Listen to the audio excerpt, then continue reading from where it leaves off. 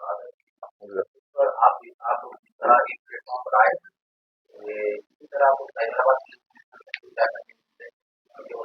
गिरफ्तारी की गई अभी तक जामीन का हुआ।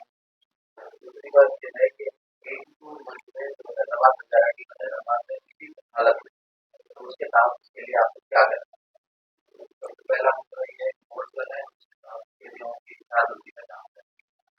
ये और दूसरी बात है कि बच्चों को पुलिस के साथ मीटिंग करके वहाँ जी, मीटिंग में क्या बात है उसके मुताबिक ये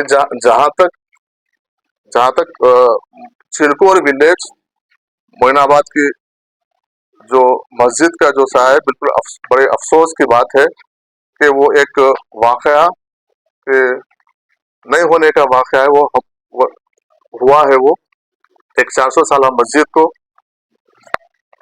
शहीद कर दिया गया है।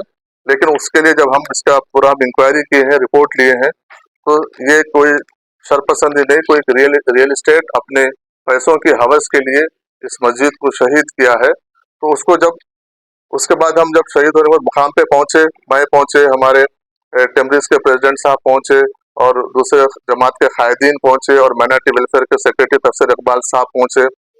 हम सब पहुंचे, इमीडिएट वहां पर एक्शन में आए, वहां पर मौके की वारदात पर पहुंचे। फिर वहां पर हम इमीडिएट शेड डाल दिए, शेड डाल के बोर्ड डाल दे के वहां पर नमाज शुरू किए।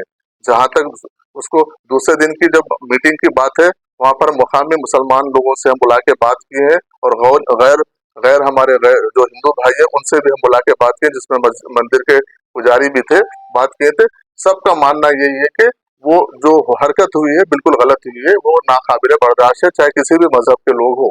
क्योंकि जमहूरियत में और इंसानियत में और कोई भी मजहब में किसी एक दूसरे की इबादतगाह को शरीर डिस्टर्ब करना या शहीद करना या उसको तोड़ना या किसी की कोई मजहब में इजाजत है, तो वो लोग फिर खुद अग्री कर रहे हैं कि हमारे पास एक गंगा जमुना तहजीब का माहौल है, लेकिन इस तरीके से हरकत करके हम सबको एक, एक शर्मिंदगी की जैसा हमको एक वो किए हैं करके उसमें हमारे हिंदू भाई तो इसके लिए एग्री हो रहे हैं। और वो इसमें कोई डाउट नहीं है, वो सर्वे नंबर 133 जिसमें 4 गुंटे आते हैं वो वक्फ की जमीन है।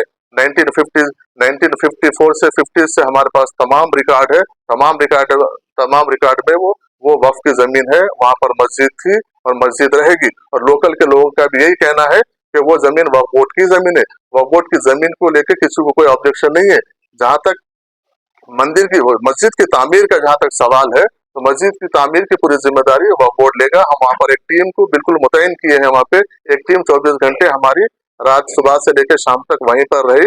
हमारा एडमिनिस्ट्रेशन से बात हुआ, वहाँ के लोकल के मुसलमान भाइयों से भी बात हुई, लोकल के हिंदू भाइयों से भी बात हुई। वो लोग भी उसको ताउन करने के लिए तैयार है, क्योंकि उनको भी हिंदू उनके भी कम्युनिटी में कुछ लोग शरपसंद लोग उसको डिस्टर्ब करने की कोशिश कर रहे थे, लेकिन गांव के लोग हिंदू और मुसलमान भाई मुत्तहिद है। वहाँ पे लोग ये चाहते हैं कि जो यहाँ का जो माहौल है उसको खराब ना हो, इसलिए वो हमसे एक 2 दिन का टाइम पूछे हैं। 2 दिन का टाइम भी पूछे हैं, क्योंकि कुछ फेस्टिवल वगैरह बोनाल वगैरह का फेस्टिवल है। उसके बाद क्योंकि गवर्नमेंट की तरफ से भी एक एस्टिमेशन के लिए हमको आ गया है, हम उसको एस्टिमेशन बना के विद इन 7 डेज के अंदर हमको एस्टिमेशन बना के सबमिट करने के लिए बोले हैं। विद इन 7 डेज हम उसका एस्टिमेशन बनाएंगे, बना के गवर्नमेंट को सबमिट करेंगे।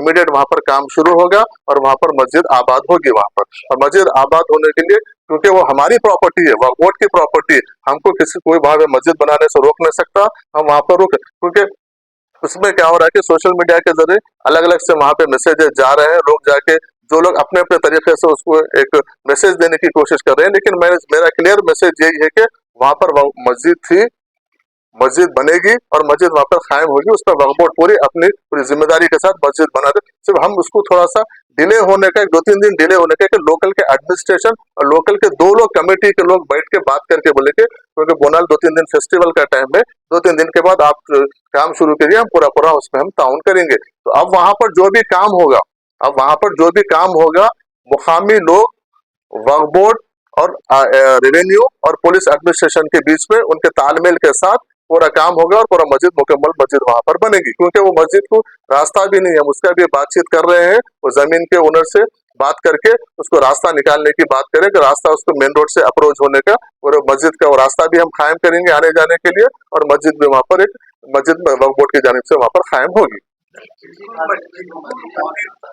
मंदिर वालों का जो बयान है उसके ऊपर वो दूसरे दूसरे जिस दिन हमारी बात हुई उसके बाद फिर वो बयान दिए हैं उनका, फिर हम उनसे बात की है तो वो भी कुछ प्रेशर में आके उस तरीके का दिए हैं, लेकिन उनका उससे कोई इत्तेफाक नहीं है। वो लोग भी उसका वो टूटने का अफसोस जाहिर कर रहे हैं, उनको कोई ऑब्जेक्शन नहीं है, वो आपकी प्रॉपर्टी है, आप बनाइए। हाँ नहीं नहीं, अभी बाउंड्री बनने के बाद उसको पक्का स्ट्रक्चर बनाएंगे, पहले बाउंड्री बना के लॉक कर दीजिए, फिर 2-4 दिन के बाद जरा माहौल थमने के बाद हम उसको हम काम शुरू करेंगे। बस उनका एक ही चीज ये है, मैं आपके मीडिया के जरिए मैं लोगों को बोलना चाह रहा हूँ, अपील कर रहा हूँ कि गांव के दो दो भी लोगों का एक ही कहना है कि हम यहाँ पर सालों से मुत्तहिद होके एक दूसरे के त्योहारों में हम शामिल होते हैं, एक दूसरे के अच्छे बुरे में हम जाते हैं, बस हम आपस में बैठ के उसको मस्जिद को कर लेंगे।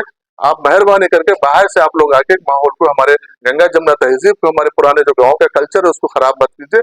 सब बनाने के हम लोग आपस में बैठ के उसको बनाएंगे, उसके लिए वक्फ बोर्ड पूरा उसकी निगरानी में पूरा काम कंप्लीट करेगा। इसका इसको अरेस्ट हुआ, जेसीबी भी सीज होगा, ओनर भी अरेस्ट हुआ, और अरेस्ट हुआ उसको वो भी मैं आपको अपडेट कर दूंगा, अरेस्ट उसका रिमांड कॉपी।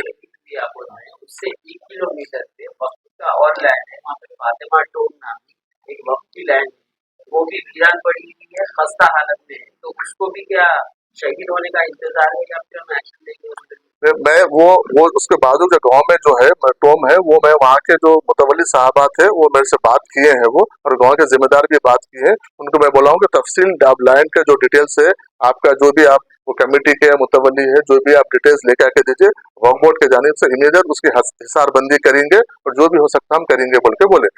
जहाँ तक जो गैर आबाद मस्जिद का सवाल है, हमारे साथी अभी पूछे थे गैर आबाद मस्जिद का, मैं उस दिन भी बोला हूँ, आज भी बोल रहा हूँ, जहाँ मस्जिद दिख रही है आप हमारे नॉलेज में लेके आइए, वक्फ बोर्ड उसको आबाद करने का काम हो सकता है तो आबाद करेंगे, हिसारबंदी करने का काम है तो हिसारबंदी का हम करेंगे, उसको जो भी हिफाजत उसके तहत आने वाली जायदाद होने दो या मस्जिद हो दो, स्ट्रक्चर को होने दो, अगर वहां पर आबाद करने का सिचुएशन है तो हम आबाद करेंगे, या उसको हिसारबंदी करके उसको सेव करने का काम है तो वक्फ बोर्ड की जानिब से पूरा किया जाएगा। मैं आपके जरिए तमाम लोगों से अपील कर रहा हूँ, ऐसे कहीं भी रहे तो आप हमारी नॉलेज में लेके आएंगे, इमीडिएट उसके ऊपर वक्फ बोर्ड उसके ऊपर एक्ट करेगा। उसके बजट आ गया तो रास्ते में भी 2-3 दिन पहले मालूम हुआ कि पिछले 2 से 3 साल से जो लोकल स्कॉलरशिप्स है कॉलेज और स्कूल्स की, वो नहीं दी जा रही, लोग 3 साल से फिर रहे हैं। तो अभी क्या वो बजट आने के बाद उसको रिलीज करेंगे? 3-3 साल से बच्चे फिर रहे हैं, तो उसका कैसा होगा? पिछली बार का तो बजट नहीं मालूम, लेकिन अब जो बजट है ये हमारे बजट पर इमीडिएट गवर्नमेंट है, सो इसको इमीडिएट आप देखिए, पिछले गवर्नमेंट आने के बाद पिछले बजट में वो लोग लेके हम बजट रिलीज करके उसको वैसे रख दिए थे, लेकिन ये गवर्नमेंट, कांग्रेस गवर्नमेंट आने के बाद 4 महीने में 600 करोड़ गवर्नमेंट इमीडिएट स्पेंड कर दी माइनॉरिटीज के लिए। तो माइनॉरिटीज का जो बजट हम जो हो सा वही हम वहाँ पे बजट में रखे। तो हुकूमत का ये सिर्फ फिगर देके खुश करने का नहीं है, कांग्रेस हुकूमत का, हमारे रेवंत रेड्डी साहब का, हमारा यही है कि जो हम बजट रिलीज जो हम वादा किए हैं उसको पेपर पे लाएंगे, और जो पेपर पे लाएंगे उसको एग्जीक्यूट करेंगे। तो जितना भी बजट हमको अलोकेट किया गया हम तमाम लोग मिलके उसको रिलीज करवाएंगे और स्पेंड करने का भी हम काम करेंगे।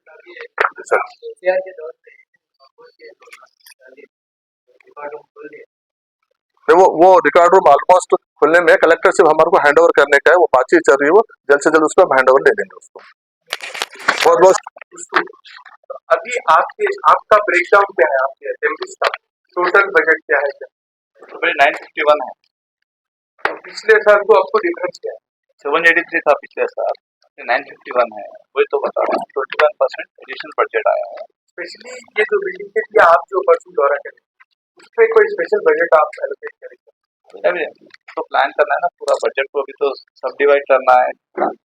ऑलमोस्ट 18 to 20 स्कूल्स का 10% कास्ट काम रुका हुआ है, तो फर्स्ट प्रायोरिटी हो रही है कि हम अपने ओन प्रेमिसेस में आ जाए, ताकि स्पेशल डिस्ट्रिक्ट में बहुत प्रॉब्लम हो रहा है, अपने ओन प्रेमिसेस में आए तो वहाँ पे फैसिलिटीज और प्रोवाइड करना है, क्योंकि बहुत सारे स्कूल में स्पोर्ट्स एक्टिविटीज ये नहीं है, कल्चर लाना है, जो कॉर्पोरेट स्कूल में जो कल्चर रहता है वो कल्चर लाना है, बच्चों का खाली पढ़ाई के साथ थोड़ा रिक्रिएशन भी रहना है, और थोड़ा इस्लामिक उनको वो पढ़ाई भी बहुत इम्पोर्टेंट है। ऑल टुगेदर हम प्लान करके बजट डिवाइड करके फेस वाइज मैनर में उसको हो सकेंगे। मैं आपको पिछला और इस बार का मैं बजट एलोकेशन आपको बोल देता हूँ कितना हुआ। तेलंगाना वक्फ बोर्ड के लिए 67.78 प्रीवियस था, और इस बार 120 करोड़ रुपए इस बार का है, और जहां तक टीजे एमरिस का है 783.90 पिछले साल था, और इस बार 951.38 करोड़ इस बार का है। और जहां तक हज कमेटी का था, पिछली बार 2 करोड़ रुपए था और इस बार हमने 6 करोड़ रुपए किया है हज कमेटी के लिए। और ये माइनॉरिटी फाइनेंस कॉर्पोरेशन के लिए 273.78 करोड़ था, 273.78 करोड़ था, और इस बार 480 करोड़ रुपए माइनॉरिटी फाइनेंस कॉर्पोरेशन के लिए किया गया है। उर्दू एकेडमी के लिए 14.19 करोड़ पहले था, इस बार 19 करोड़ 42 लाख इस बार का बजट है। तो आप कंपेयर कर लीजिए, ऑलमोस्ट पिछले बजट से इस बार हमारा 30 से 40% हमारा बजट इस बार इंक्रीज हुआ। इंशाल्लाह आने वाले दिनों में और हम सब लोग मुत्तहिद होकर नुमाइंदगी करके इसको आगे बढ़ाएंगे इंशाल्लाह। बहुत बहुत शुक्रिया।